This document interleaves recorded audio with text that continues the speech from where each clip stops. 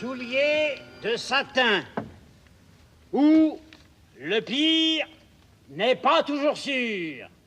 Le théâtre, c'est l'art qui a pour fonction de transformer tout en humain.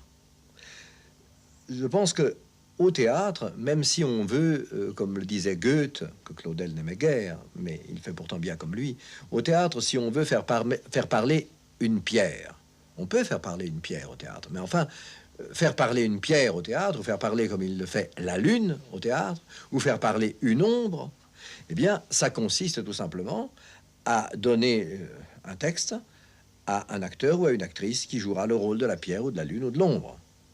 Donc, à transformer une abstraction ou un objet de la nature en humain, en acteur, en une voix, en un corps de chair. Et c'est ça le théâtre. Alors, d'une manière plus générale encore, si on veut représenter un ange, qu'est-ce qu'il faut faire? Il faut bien le faire jouer par un acteur.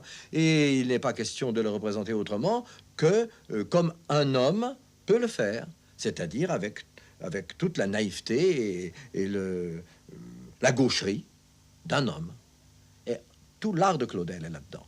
Et toute son exigence esthétique est là-dedans. Et sa lutte contre l'eau de rose, contre le style compassé, est là-dedans. La volonté d'utiliser ce que nous avons sous la main. Nous avons sous la main le corps humain, la voix humaine. Eh bien, c'est avec ça que nous pouvons nous représenter le monde. Et seulement avec ça. Nous n'avons que ça.